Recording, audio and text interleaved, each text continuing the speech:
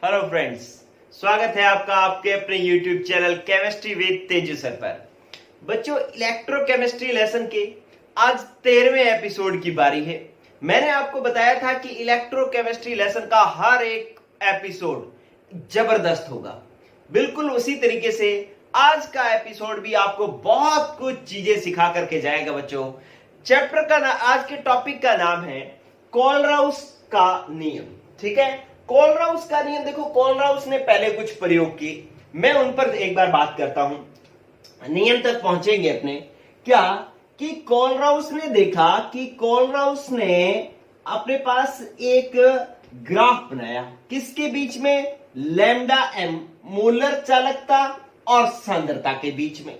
ठीक है, उसने क्या देखा कि जो प्रबल विद्युत अपघट्य होता था उसकी अधिक सांद्रता ये 0 पॉइंट है, इधर की तरफ सांद्रता ज्यादा है ना, ये अधिक सांद्रता है। अधिक सांद्रता पर प्रबल विद्युत अपघट्य की मोलर चालकता पहले ही ज्यादा ही होती थी। ये प्रबल विद्युत अपघट्य है मेरे पास KCl।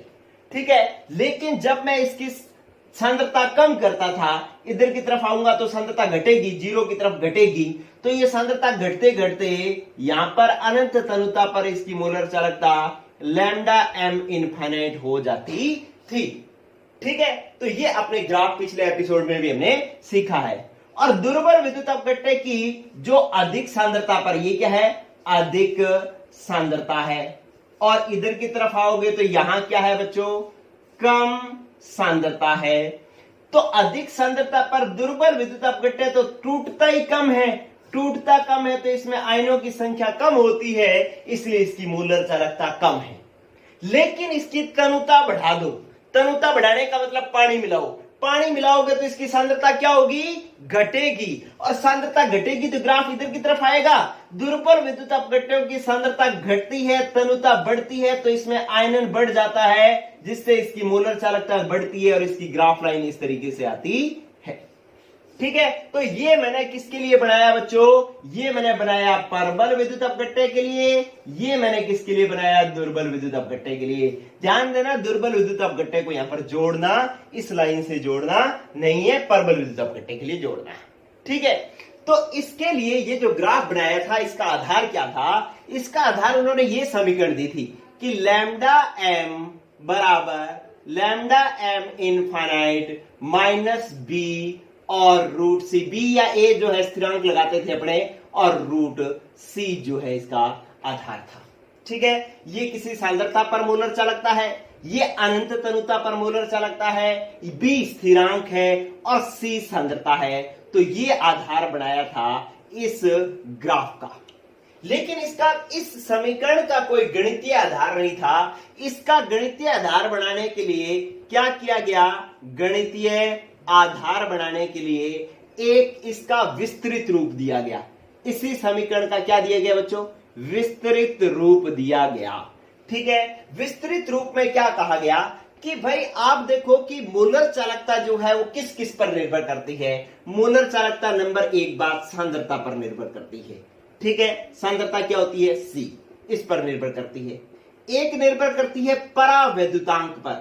परावैद्युतांक, परावैद्युतांक को किससे प्रदर्शित करते हैं? D, इस पर निर्भर करती है। आपको पता है परावैद्युतांक क्या होता है? किसी विलायक का विलय को अपने अंदर घोलने की जो पावर होती है उसको परावैद्युतांक कहते हैं। देखो, पानी के अंदर आप कुछ भी चीज घोलो, ज्यादातर चीजें घुल जाती हैं, इसका मतलब उसके घोलने की पावर ज्यादा है। उस पावर को हम क्या कहते हैं? परावैद्युतांक। ठीक है, तो विलय कितना घुलता है इस पर भी मोलर चालकता निर्भर करती है। और आपको पता है कि मोलर चालकता शांतता पर भी निर्भर करती है।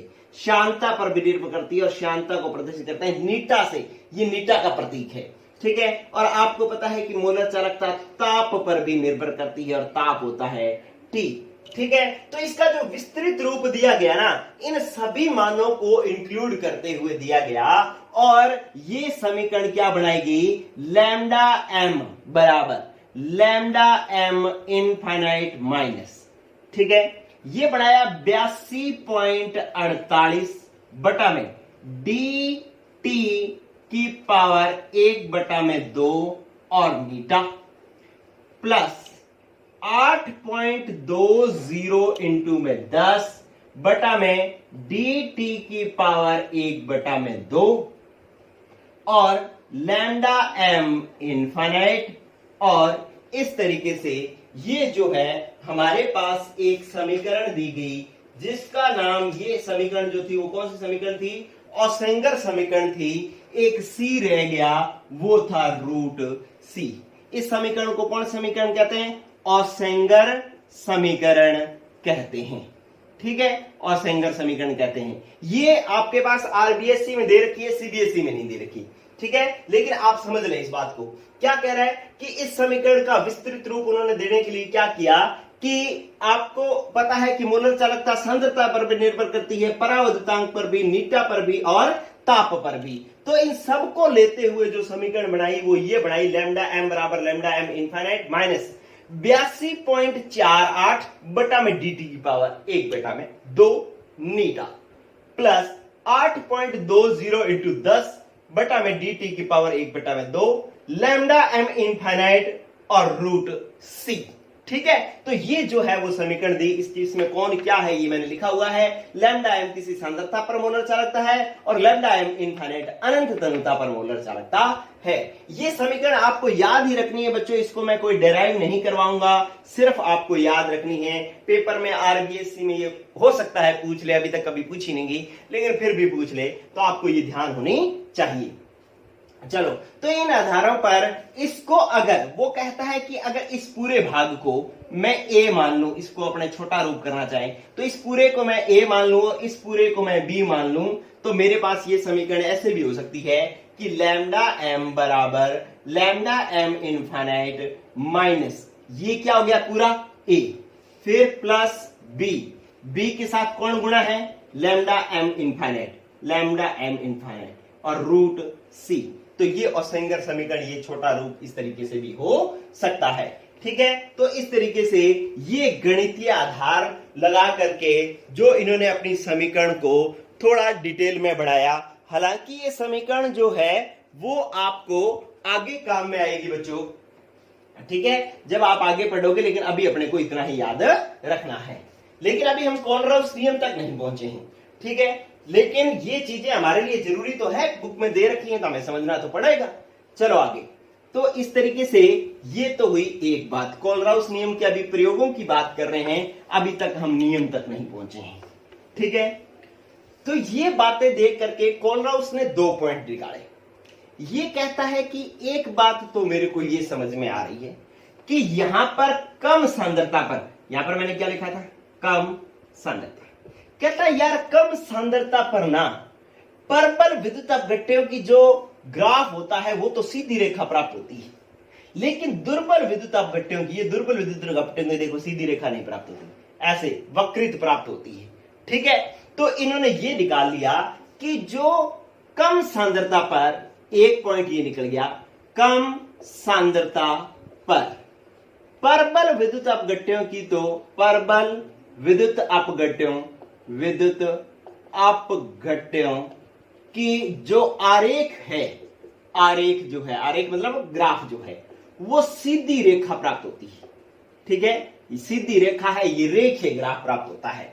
लेकिन दुर्बल विद्युत अपघट्यों की कम सांद्रता पर ये जो है ग्राफ अरेखीय प्राप्त होता है, मतलब सीधी रेखा प्राप्त नहीं होती है। जैसे जैसे सांद्रता घटाओगे ना तो ये तो सीधी रेखा ही प्राप्त होगी परबल वाली तो, लेकिन दुर्बल वाली अरेखीय प्राप्त होगी, वक्रित प्राप्त हो रही है, सीधी रेखा प्राप्त नहीं हो रही। ठीक है, तो एक पॉइंट इन्होंने कॉलराउस ने ये देखा, मैंने ये बता दिया।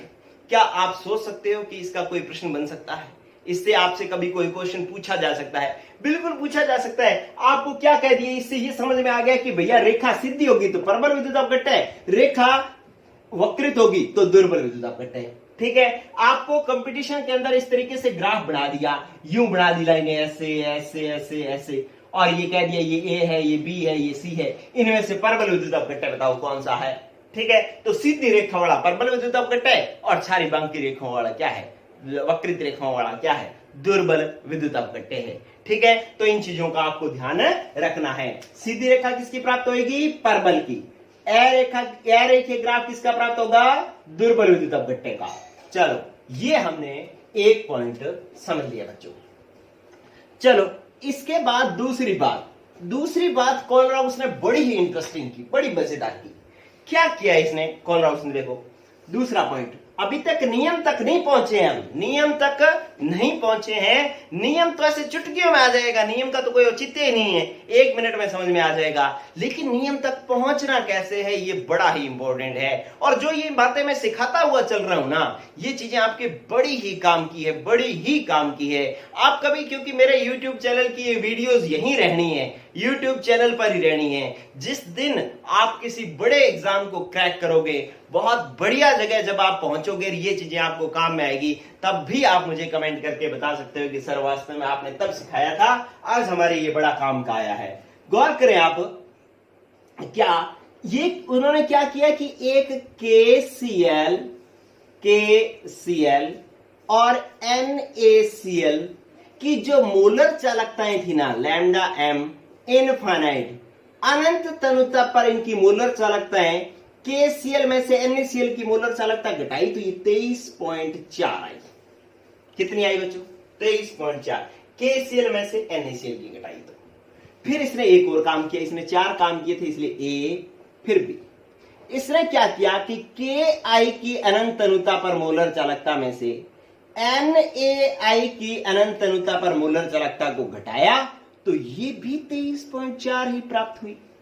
ठीक है, साइंस पढ़ रहे हो, मजा आएगा जब आप मतलब किसी चीज को समझ करके उसका रिजल्ट निकालते हो ना, तो फिर पढ़ने का मजा है। ठीक है, मैं सीधा ही आपको रटा दूं, उसका कोई मतलब नहीं है। आप सीखें, समझ रहे हैं बात को, कि KCl में से, KCl की अनंत तनुता पर मोलर चालकता में से NaCl की अनंत तनुता पर मोलर चालकता घटाई तो 23.4 आई, और Ki की अनंत तनुता पर मोलर चालकता में से Ni की मोलर चालकता घटाई तो ये भी 23.4 आई। इसका मतलब क्या है? देखो, ये दोनों इसके अंदर सेम थे, Cl, इसमें I सेम है। इसका मतलब है कि जो Cl से Cl कट रहा है, Cl से Cl कट गया, और ये अंतर जो आ रहा है वो K और Na का अंतर ही आ रहा है। ठीक है, और यहां पर भी I से I क्या हो गया बच्चों? कट गया, और यहां पर भी अंतर K और Na का अंतर ही आ रहा है। इसका मतलब जो K पर जब Cl साथ में था तब भी अंतर यही, I साथ में था तब भी अंतर यही। इसका मतलब K पर Cl का कोई प्रभाव नहीं पड़ रहा, क्योंकि K के साथ चाहे Cl हो, चाहे I हो, चाहे Br हो, किसी का कोई प्रभाव नहीं पड़ता। K अपना अलग ही काम करेगा, K की अलग ही मोलर चालकता होगी, Na की अलग ही मोलर चालकता होगी, इन दोनों का अंतर इसलिए समान ही आ रहा है साथ में। ठीक है, इनके साथ कौन है इस पर कोई फर्क नहीं पड़ रहा। ठीक है, ये कहता चलो एक और प्रैक्टिकल करो। एक और प्रैक्टिकल क्या किया इन्होंने? किया कि C पॉइंट इन्होंने अपने पास कि KI और NaCl इन दोनों का अंतर निकाला, KI और NaCl का अंतर निकाला, ये 0.4 आया। ठीक है, या ऐसे करें अपने कि KI और KCl का अंतर निकाला, वो 0.4 आया, और इन्होंने D और प्रयोग किया, उन्होंने NaI की मोलर चालकता और NaCl की मोलर चालकता का अंतर निकाला, ये भी 0.4 ही आया, ये भी 0.4 ही आया। इससे क्या पता चल रहा है? इसका पता चल रहा है कि K से तो K कट गया, यहां पे Na से Na कट गया, अंतर किसका है? I और Cl का 0.4 आया, I और Cl का 0.4 आया। इसका मतलब इस I का और Cl की अलग अपनी ही मोलर चालकता है, इस पर K का कोई प्रभाव नहीं पड़ रहा, K का कोई प्रभाव नहीं पड़ रहा। I के साथ K है या I के साथ Na है, इससे कोई लेना देना नहीं है। I और Cl यही दोनों मैटर कर रहे हैं, और इन दोनों का अंतर जो है 0.4 ही आ रहा है, यहां पर भी 0.4 आ रहा है। इसका मतलब यहाँ पे K था साथ में, यहां पर Na साथ में था, इन K और Na का कोई फर्क नहीं पड़ रहा। ठीक है, तो इससे क्या मतलब निकला? इससे मतलब ये निकला कि भैया प्रत्येक आयन K जो है वो अपना मोलर चालकता प्रदर्शित कर रहा है, Na अपनी मोलर चालकता प्रदर्शित कर रहा है। K के साथ Cl है या K के साथ I है, इसका कोई प्रभाव नहीं पड़ता। इसी तरीके से कि I का अपनी मोलर चालकता है, Cl की अपनी मोलर चालकता है, चाहे I के साथ K है या I के साथ Na है, इस बात से कोई प्रभाव नहीं पड़ता। तो बस बच्चों, ये अगर बात समझ में आ गई तो कोलराउस का नियम भी आ गया। ठीक है, तो अपने बात कर रहे हैं कोलराउस के नियम की। देखो कोलराउस का नियम क्या बन गया, यहां पर मैं इसको कह रहा हूं कि कोलराउस का स्वतंत्र अभिगमन का नियम, कोलराउस का स्वतंत्र अभिगमन का नियम। स्वतंत्र अभिगमन का नियम क्या कहता है कि कहता है अनंत तनुता पर, ये काम मैं कब कर रहा हूं, देखो कोलराउस का नियम ना सारा का सारा अनंत तनुता पर ही चल रहा है। क्या कह रहा है कि अनंत तनुता पर, अनंत तनुता पर प्रत्येक आयन स्वतंत्र रूप से अभिगमन करता है, स्वतंत्र रूप से अभिगमन करता है। इस पर सह आयन मतलब जो साथ में है, सह आयन का कोई प्रभाव नहीं पड़ता। ठीक है, तो इस नियम के अनुसार क्या है, कोलराउस के स्वतंत्र अभिगमन नियम के अनुसार क्या है कि इस नियम के अनुसार अनंत तनुता पर प्रत्येक आयन स्वतंत्र रूप से अभिगमन करता है, इस पर सह आयन का कोई प्रभाव नहीं पड़ता। ठीक है, तो आप देख लो कि इसमें के साथ Cl है या के साथ I है, इस बात पर कोई प्रभाव, इस बात का कोई प्रभाव नहीं पड़ा। इसी तरीके से कि इस I के साथ में K है या I के साथ Na है, इस बात का कोई प्रभाव नहीं पड़ा। तो बस यही ये कह रहा है कि अनंत तनुता पर प्रत्येक आयन स्वतंत्र रूप से अभिगमन करता है, इस पर सह आयन का कोई प्रभाव नहीं पड़ता। अब मैं कह रहा हूं अर्थात इस बात का मतलब क्या हुआ, स्वतंत्र रूप से अभिगमन करता है, इसका मतलब क्या हुआ, इसका मतलब ये हुआ कि अगर विलयन में अनंत तनुता पर के भी पड़ा है और Cl भी पड़ा है ना, के भी पड़ा है और Cl भी पड़ा है, तो के अपनी मोलर चालकता प्रदर्शित करेगा और C अपनी मोलर चालकता प्रदर्शित करेगा।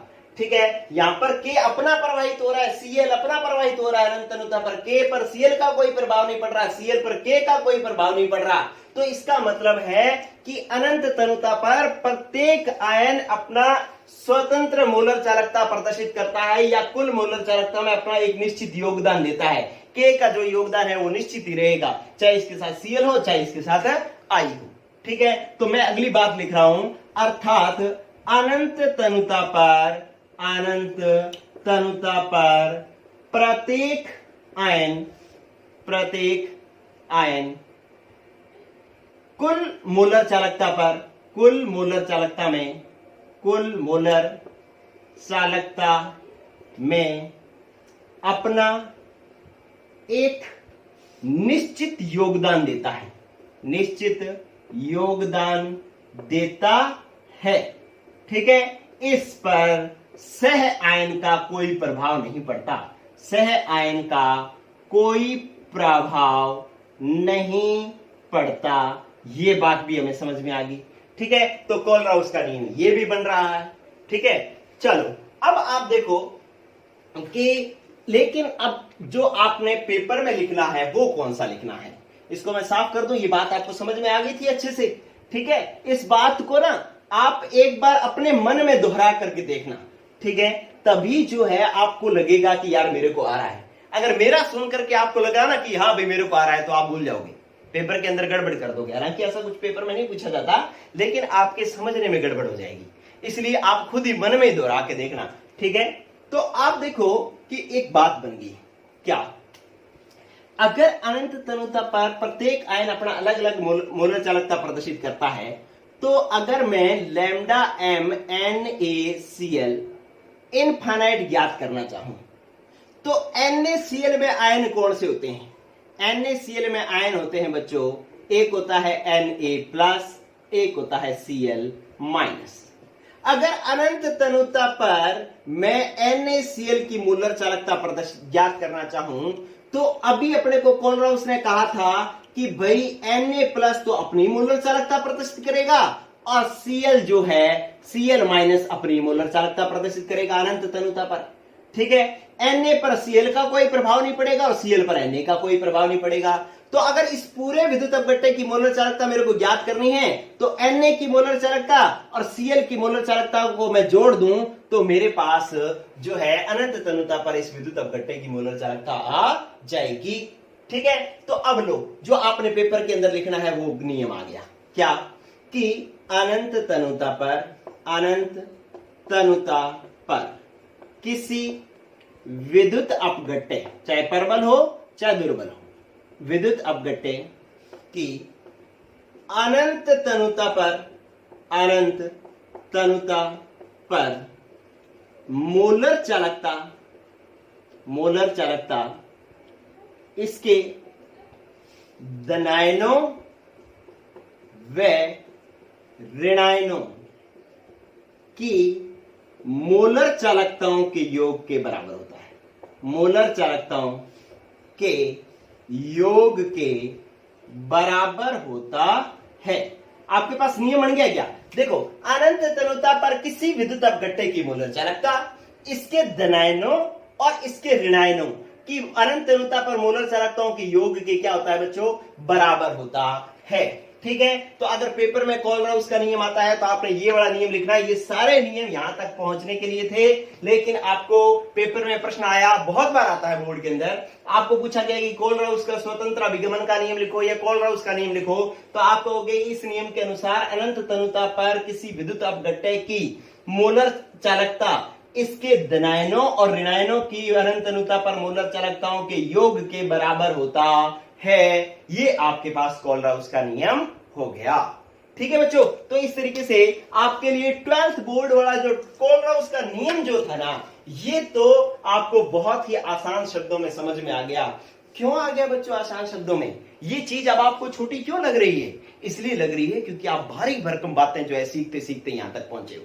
ठीक है, अगर सीधा ये सीखते ना तो आपको लगता कि ये बहुत औखा है। ठीक है, अब लग रहा है ये तो बहुत सौखा है। ठीक है, क्यों? क्योंकि आप पहले भारी भरकम शब्द जो है सीखते हुए यहां पर पहुंचे हो, टेक्निक सीखते हुए यहां पर पहुंचे हो, इसलिए ये आसान लग रहा है यहां पर। ठीक है, फिर आप देखो आप कि क्योंकि अपनी तो बात यहां पर खत्म होती नहीं है, अपने तो 12th थोड़ी कर रहे हैं, अपने तो पूरा मतलब एक धुआंधार केमिस्ट्री सीख रहे हैं। ऐसा सीख रहे हैं कि हम कभी भी केमिस्ट्री में मात ना खाएं, चाहे हम नीट का पेपर दें, चाहे हम जेई का पेपर दें, और चाहे हम कॉलेज के लिए या मतलब सेकंड ग्रेड फर्स्ट ग्रेड के लिए एग्जाम दें, तो हमें दिक्कत नहीं आए। चलो, अब आप देखो कि इसका मतलब अपने पास ये बन गया कि अगर मैं किसी विद्युत अपघट्य की अनंत तनुता पर मोलर चालकता ज्ञात करूंगा तो मैं उसमें धनायनों की मोलर चालकता, ये मेरे पास lambda M C infinite plus lambda M A infinite. ठीक है, एम सी सी क्या है? कैटायन, धनायन है। धनायन की अनंत तनुता पर मोलर चालकता ए एनायन, सी कैटायन ए एनायन। सी यहां पर क्या है? धनायन है, और ए क्या है हमारे पास? ऋणायन है। ठीक है, तो धनायन की अनंत तनुता पर मोलर चालकता और ऋणायन की अनंत तनुता पर मोलर चालकता के योग के बराबर है, लेकिन मैं यहां पर न्यू प्लस और न्यू माइनस और लगा रहा हूं। ठीक है, इसका मतलब क्या है? इसका मतलब न्यू प्लस है धनायनों की संख्या, धनायनों की संख्या, न्यू माइनस क्या है? ऋणायनों की संख्या।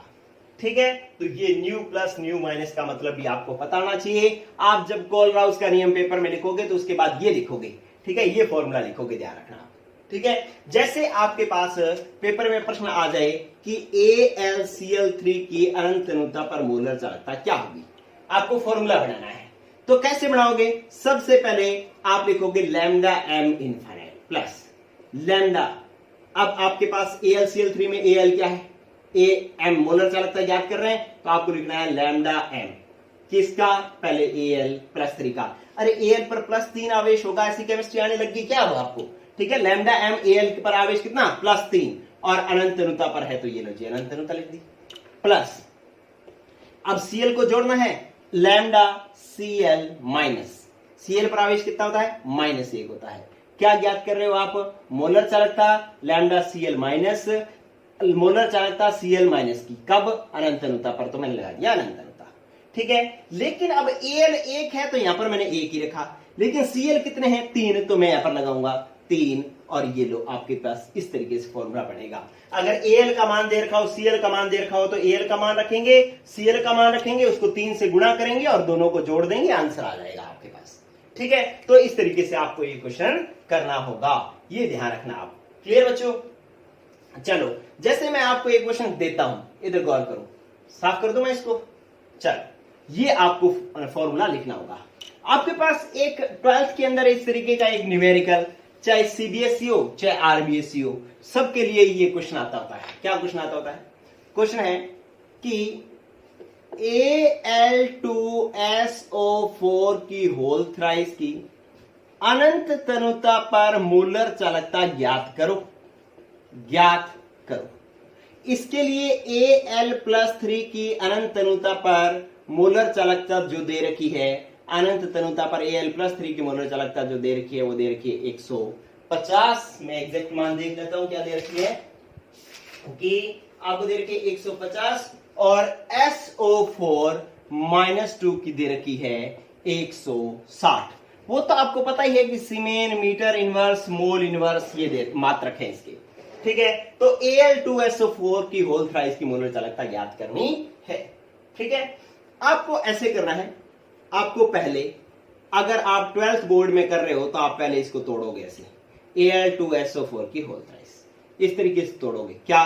पहले लिखोगे Al, फिर लिखोगे SO4। आप देखोगे Al कितने हैं बच्चों? 2, तो मैं लिखा 2। SO4 कितने हैं? 3, तो मैं लिखा 3। इस पर प्लस आएगा कितना जो SO4 के पैरों में है? 3, तो +3। SO4 पर माइनस आएगा कितना? जितना Al के पैरों में है, -2। ठीक है, इस तरीके से करोगे।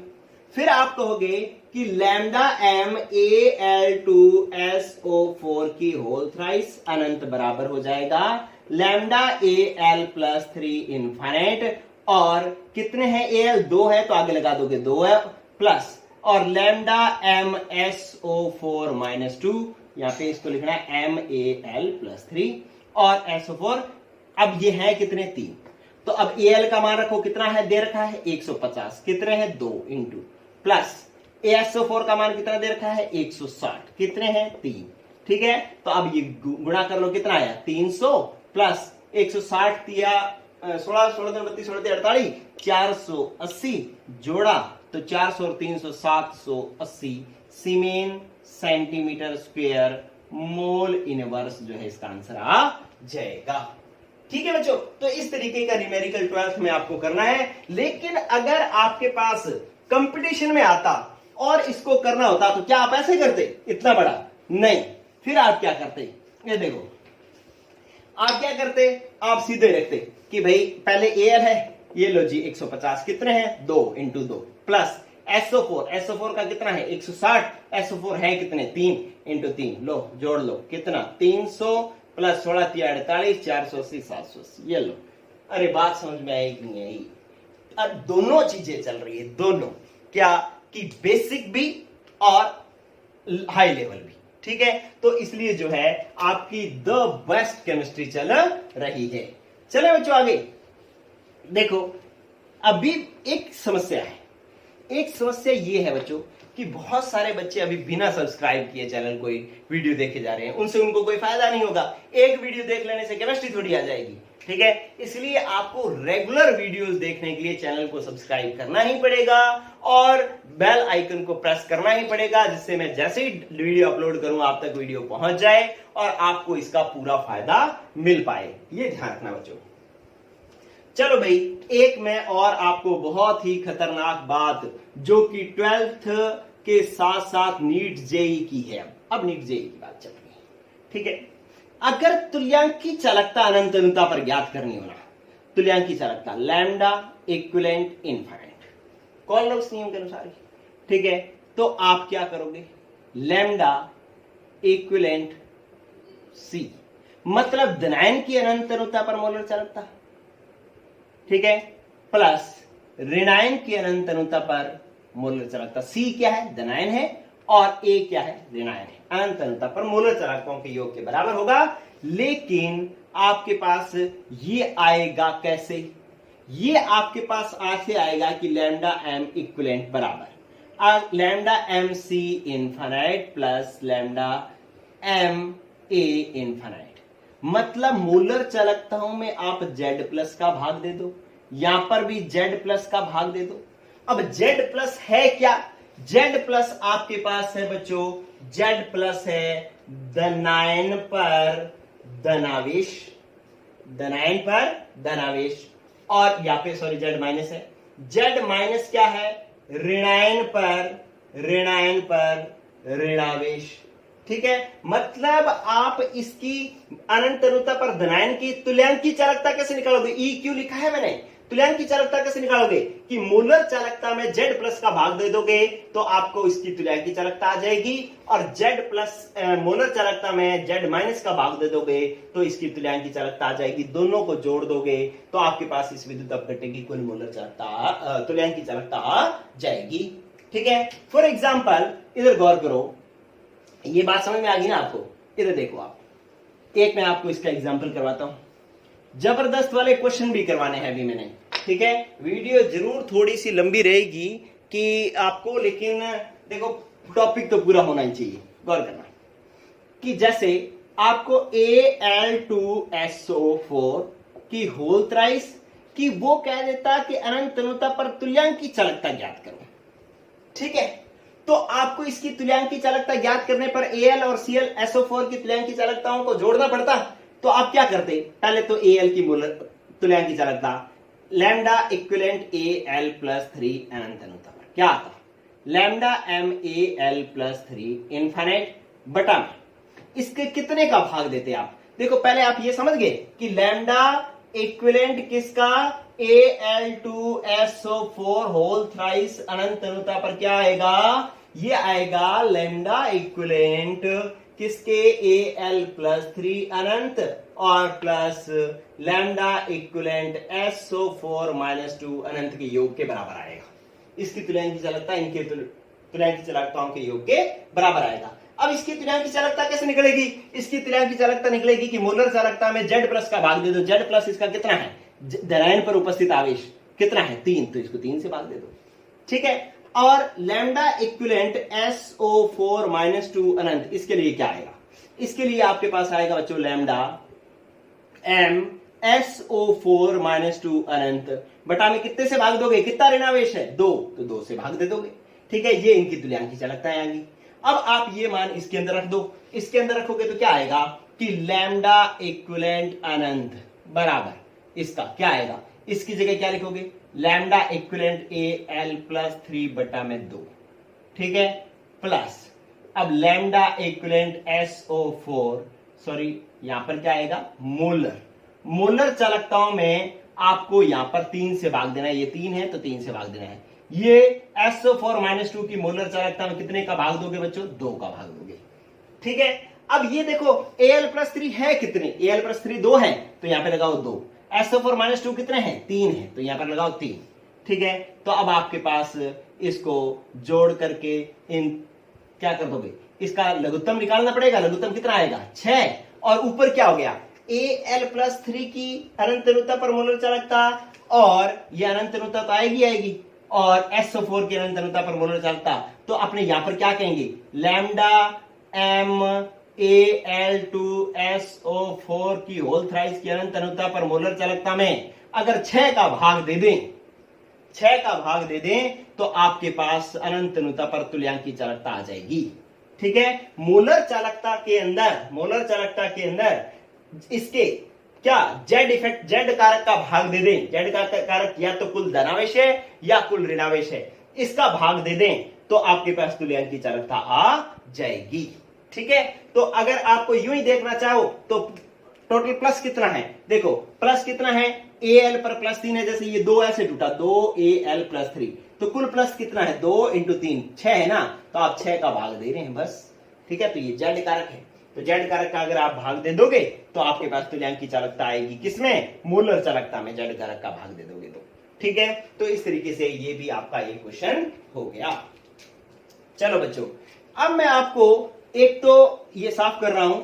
अब आप देखें ये बातें आपको बहुत ही काम आने वाली हैं और अभी मैं इसका एक एग्जांपल बता देता हूं कि देखो कैसे काम में आ रही है। चलो बच्चों, अब मैं आपको दो क्वेश्चन करवाता हूं जो पीछे कंपटीशन में आए हुए हैं। ठीक है, पहला क्वेश्चन मैं आपको करवा रहा हूं, इधर गौर करना। क्वेश्चन नंबर 1 कब का है? ये है जी जेई 2014 का। जेई 2014 का आपसे ये क्वेश्चन हो जाए ना तो मुझे बताना बच्चों, मेरे को पता लगे कि मेरी मेहनत का कितना आउटपुट आ रहा है। ठीक है, तो ये क्वेश्चन आप करके दो मेरे को।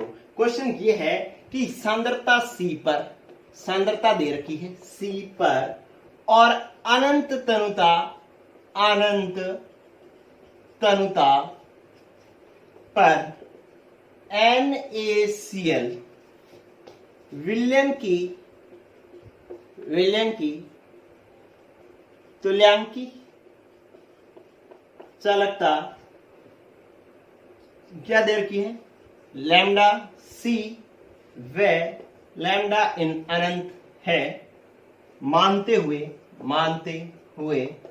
क्या करना है आपको? उनका आपसी संबंध लिखना है। उनका आपसी संबंध लिखा जा सकता है, संबंध लिखा जा सकता है। ठीक है, ऑप्शन दे रखे हैं, अभी मैं आपको समझाता हूं क्या है। C लैम्डा अनंत किसका? प्लस का, और प्लस B और C, ये एक ऑप्शन दे रखा है। B ऑप्शन दे रखा है लैम्डा C बराबर लैम्डा अनंत माइनस, यहां पर इसको प्लस दे रखा है, lambda C minus B bracket में है और C है। C ऑप्शन दे रखा है लैम्डा C बराबर लैम्डा अनंत माइनस B और कहता है रूट C, और D ऑप्शन दे रखा है लैम्डा C लैम्डा अनंत प्लस B रूट C। ठीक है, आपको कह रहा है कि NaCl का ना C सांद्रता पर तो चालकता है लैम्डा C और अनंत तनुता पर मोलर चालकता है लैम्डा अनंत। ठीक है, C पर क्या मानना है? Lambda C। अनंत तनुता पर क्या मानना है? लैम्डा अनंत। ठीक है, और B आपके पास एक स्थिरांक है। B आपके पास क्या है? एक स्थिरांक है। तो कहता है कि बताओ लैम्डा C और लैम्डा अनंत के बीच में क्या संबंध होगा?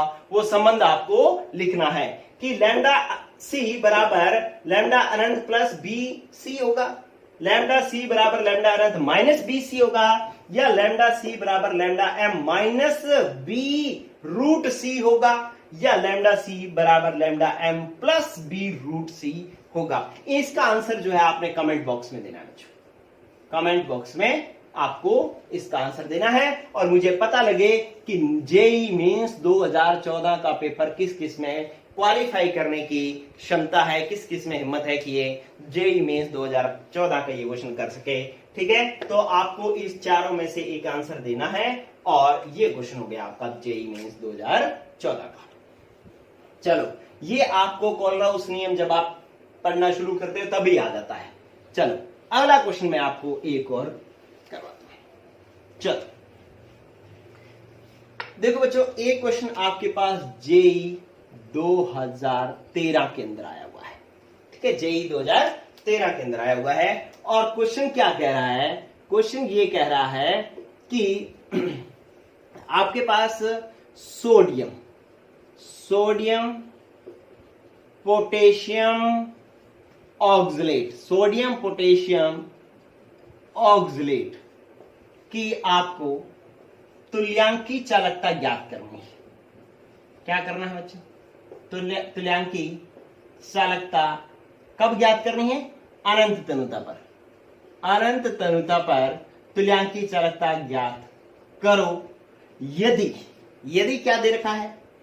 Na प्लस की अनंत तनुता पर मोलर चालकता दे रखी है 150 और K प्लस की अनंत तनुता पर मैं एक बार देख लेता हूं मान एग्जैक्ट क्या दिए हुए थे। ये दे रखा था कि Na प्लस का दे रखा था आपके पास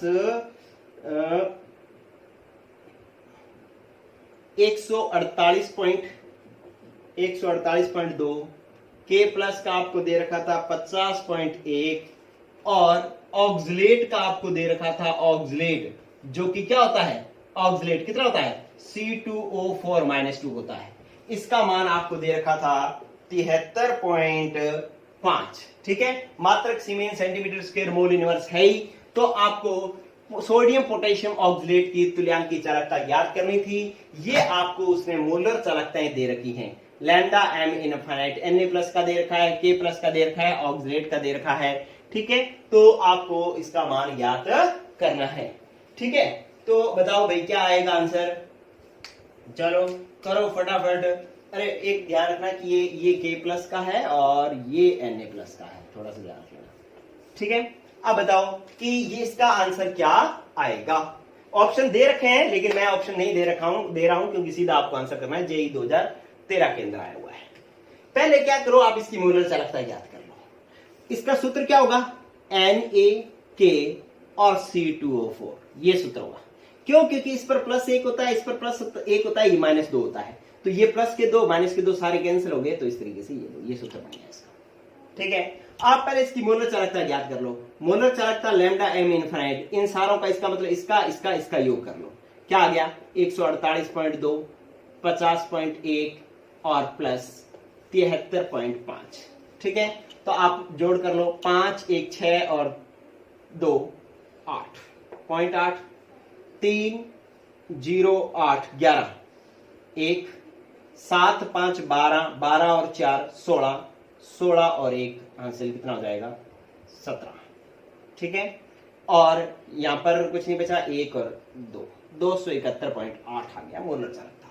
लेकिन आपसे उसने तुल्यांकी चालकता पूछी थी, और आपको पता है कि lambda equivalent is equal to क्या होता है, lambda M infinite by Z factor, ठीक है। अब इसका जेड फैक्टर कितना होगा, जेड फैक्टर कुल धनावेश या कुल ऋणावेश होता है। धनावेश तो +1 कितने हुए 2, ऋणावेश कितने हैं -2, इन दोनों में से किसी एक का भाग देना है, या तो 2 धनायनों का भाग दे दो या 2 ऋणायनों का भाग दे दो। साइन लगाया नहीं, आपको 2 राशि से ही भाग देना है। तो आपके पास ये आया था 271.8 बटा में कितने का भाग देना है आपने 2 का, 2 एकम 2, 2 तिया 6, 2 5 10 और 2 9 18, 135.9 जो है इसका आंसर आ जाएगा। ये JEE 2013 का क्वेश्चन है। आपने पहले सबकी मोलर चालकता याद कर ली। देखो ये मैटर करता था कि आपको सूत्र आना चाहिए। आप पहले सूत्र बनाओ कि Na+, K+ और C2O4 का ये सूत्र बनेगा, क्योंकि इसका -2 है, इस पर +1 सारे बराबर हो गए, तो इसलिए यहां पर कोई भी राशि नहीं आएगी, ठीक है। अब इसका मान रख दिया, इसका मान रख दिया, इसका मान रख दिया, सारों को जोड़ दिया, मोलर चालकता तो इतनी आएगी। लेकिन आपको तुल्यांकी चालकता याद करनी थी, JEE 2013 तुल्यांकी चालकता याद करनी थी, तो मोलर चालकता में कितने का भाग देना था, जेड फैक्टर का। जेड फैक्टर क्या है, या तो कुल धनावेश है या कुल ऋणावेश है। धनावेश कितने आ रहे हैं 2, कुल ऋणावेश कितने आ रहे हैं 2, मतलब आपको 2 से भाग देना था, 2 से भाग दिया, आंसर आ गया आपके पास, ठीक है। तो ये JEE मेंस 2013 का क्वेश्चन है, लेकिन अभी भी बात खत्म नहीं हुई है। देखो बच्चों, अब मैं आपको कुछ क्वेश्चंस बता रहा हूं जो इंपॉर्टेंट है 101% किसी भी कंपटीशन एग्जाम में आने के लिए। गौर करना। देखो क्या करना है आपने कि आपको कुछ मान दे रखे हैं, ठीक है। इधर देखें, आपको मान दे रखे हैं, क्वेश्चन करवा रहा हूं मैं। इसमें से 4 क्वेश्चन मैं आपको करने के लिए दूंगा, 1-2 मैं हल करवाऊंगा। इधर देखें, आपको करने हैं लैम्डा एम Na+ इनफाइनाइट, मात्रक वात्रक मैं नहीं लिखूंगा, मैं सीधा ही लिख रहा हूं, लैम्डा इक्विवेलेंट अनंत Ba+2 का मान दे रखा है 100, ठीक है। और फिर आपको दे रखा है लैम्डा इक्विवेलेंट अनंत SO4-2 का मान आपको दे रखा है 150, लैम्डा एम इनफाइनाइट Al+3 का मान आपको दे रखा है 300, और आपको लैम्डा एम इनफाइनाइट NH4+ का मान आपको दे रखा है बच्चों 200, और लैम्डा एम इनफाइनाइट Cl- का मान आपको दे रखा है 150। आप अगर इसको ढंग से देखो, ये प्रश्न है, ठीक है, ये मान दे रखे हैं। इसका मतलब कईयों की मोलर चालकताएं दे रखी है, कईयों की तुल्यांकी चालकताएं दे रखी है। जिसमें M लिखा हुआ है वो मोलर चालकता है, जिसमें EQ लिखा हुआ है वो तुल्यांकी चालकता है। ये मान आपको दे दी। अब आपको कहा क्या निकालना है जी, क्या निकालना है, आपको निकालना है ये मान निकालना है। कहता है एक तो लैम्डा इक्विवेलेंट AL+3 का मान ज्ञात करो। ये क्वेश्चन नंबर है ए। आप जब आंसर दोगे तो यही बताओगे ए का आंसर ये है, बी का आंसर ये है। बी क्वेश्चन आपको दे रखा है कि आप लैम्डा इक्विवेलेंट अनंत Al2SO4 की होल थ्राइस का मान ज्ञात करो। सी क्वेश्चन आपको दे रखा है लैम्डा m इनफाइनाइट NH4 की ट्वाइस SO4 का मान आपने ज्ञात करना है। ठीक है, फिर आप देखें कि डी क्वेश्चन आपको दे रखा है बच्चों, कह रहा है कि लैम्डा m इनफाइनाइट NaCl.BaCl2.6H2 ये एक द्विक लवण है। ठीक है, ये दे रखा है BaCl2 है, ये BaCl2 E आपको दे रखा है लैम्डा m इनफाइनाइट आपने ज्ञात करना है किसका, NH4 twice SO4 dot Al2SO4 की होल थ्राइस डॉट 24H2। ये मान आपको ज्ञात करने हैं, ये मान दे रखे हैं, ये ज्ञात करने हैं। ठीक है, तो आप क्या करो, पहले मैं एक तो ये वाला क्वेश्चन सॉल्व करा देता हूं, ये वाला। ठीक है, कि आपको मूलर चालकता यहां पर आपने देखा लैम्डा इक्विवेलेंट Al+3 ज्ञात करना है। आप देखो कि कहीं इसका Al+3 की मोलर चालकता दे रखी है, ये देखो लैम्डा m Al+3 दे रखी है कितनी, 300। तो आपको पता है मूलर चालकता में जेड फैक्टर का भाग दे दो, जेड फैक्टर है 3, तो इसका आंसर आ गया 100। चलो जी, एक बात खत्म होगी। ठीक है, अब इनमें से आपको मैं कोई एक करवाता हूं, बाकी आप करेंगे। ठीक है, एक करवाता हूं, मैं करवा देता हूं, लास्ट वाला करवा देता हूं। ठीक है, ये BaCl2 है, लास्ट वाला करवाता हूं। आपने क्या करना है कि इसको तोड़ना, पहले तो आपने ये देखना है, आपने मूलर चालकता ज्ञात करनी है। ठीक है, मूलर चालकता ज्ञात करनी है, तो इसका मतलब है इन सब की मूलर चालकताओं का योग कर दो। तो पहले आपके पास NH4+ की मूलर चालकता रखो, NH4+ की रखनी है, तो NH4+ का मान कितना दे रखा है, देखो NH4+ का मान दे रखा है, ये लो मूलर चालकता ही दे रखी है ना, मूलर चालकता कितनी दे रखी है, 200, तो आपने रख दिया 200। ठीक है, और NH4+ है कितने, 2, तो इंटू कर दिया 2 प्लस। ठीक है, अब आप SO4 रख लो, SO4 कितने दे रखे हैं, 1, और SO4 ये रहे 3, कितने हैं, 4। एक SO4 की मोलर चालकता कितनी हुई बच्चों, SO4 की मोलर चालकता देखो यहां पर 150 दे रखी, लेकिन ये तुल्यांकी चालकता दे रखी है, मोलर चालकता नहीं दे रखी। हमने मोलर चालकता ज्ञात करनी है, तो यहां पर हमें मोलर चालकता ही रखनी है। ठीक है, तो अपने सॉल्व कर लेते हैं। आपको पता है लैम्डा इक्विवेलेंट इनफाइनाइट बराबर होता है lambda m infinite by Z factor. आपको इसकी मोलर चालकता ज्ञात करनी है, तो lambda m infinite is equal to Z into lambda equivalent infinite. Z का मान कितना है, SO4 पर आवेश कितना है, -2 इंटू इक्विवेलेंट चालकता कितनी है, 150, जो गुणा किया कितना आया, 300। ठीक है, तो इस तरीके से आप क्या करोगे कि इसकी, हालांकि तुल्यांकी चालकता दे रखी है, क्वेश्चन में आपने मोलर चालकता पुट करनी है, तो 4 इंटू क्या करोगे, 300, 150 नहीं करोगे, ध्यान रखना। ठीक है, क्योंकि ये 150 क्या दे रखी है, तुल्यांकी चालकता। हमने पहले इसको मोलर चालकता में कन्वर्ट कर लिया, फिर रखा है। चलो फिर आ जाओ आप, Al2, इसका मतलब Al है कितने, 2 इंटू एक Al की मोलर चालकता कितनी है, Al की मोलर चालकता दे रखी है, ये देखो मोलर चालकता ही दे रखी है Al की, कितनी दे रखी है, 300, तो ये लो 300। फिर क्या आ गया, 24 जल किरणु। बच्चों एक बात आप ध्यान रखना, ये जो जल क्रिस्टलीय जल किरणु होते हैं, इसकी वजह से कोई चालकता नहीं होती, इसको आपने चालकता में काउंट नहीं करना। ठीक है, तो इसका मतलब ये तो छोड़ दोगे, इसका मतलब इसके अंदर ये .6H2 है, ये भी छोड़ने पड़ेंगे अपने को। ठीक है, तो इस बात से इसका ये कंसेप्ट भी समझ में आ गया। गुणा कर लो, 200 इंटू 2 400, प्लस 400 इंटू 300 कितना हो गया, 4 तिये 1200, प्लस 2 इंटू 300 600, कितना हो गया भाई, 600, 400, 1000, और ये हो गया 1200, 4 तिये 1200। SO4 का कितना था, SO4 का 150, तुल्यांकी चालकता, मोलर चालकता बन गई थी 300। ठीक है, और NH4+ की मोलर चालकता 200 थी, इंटू 2 कर लिया 400। ठीक है, 4 तिये 1200, 1200, 1600, 1600 और 600, 2200 इसका आंसर आ गया। ठीक है, ये थोड़ा जोड़ कर लेना, कोई गड़बड़ लग रही है मेरे को।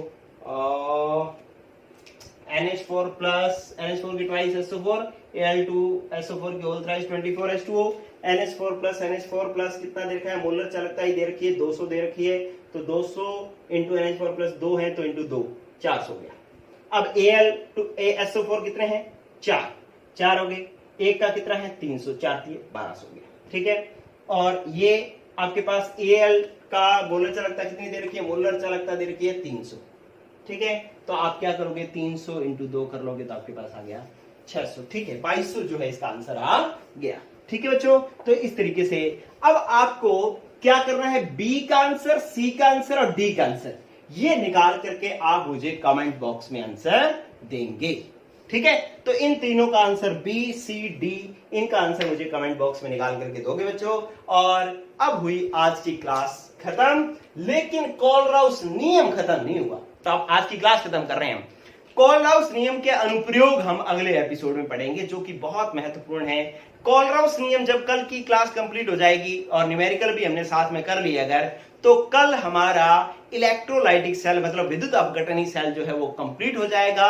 फिर हम विद्युत रासायनिक सेल जो है वो शुरू करेंगे, ठीक है बच्चों। तो इतना काम जो मैंने आज दिए हैं, 4 क्वेश्चन मैंने दिए हैं, वो कमेंट बॉक्स में आंसर दो और ज्यादा से ज्यादा वीडियो अपने दोस्तों तक पहुंचाओ। जो लोग किसी भी डिस्ट्रिक्ट से, किसी भी स्टेट से देख रहे हैं क्लास, और उनके साथ में उनके क्लासमेट्स जो हैं, उन सभी क्लासमेट्स को जो है वीडियो शेयर करो बच्चों, क्योंकि जितने ज्यादा बच्चे देखेंगे उतनी ज्यादा अच्छी मेहनत मैं कर पाऊंगा। ओके, गुड लक बच्चों, पढ़ते रहो।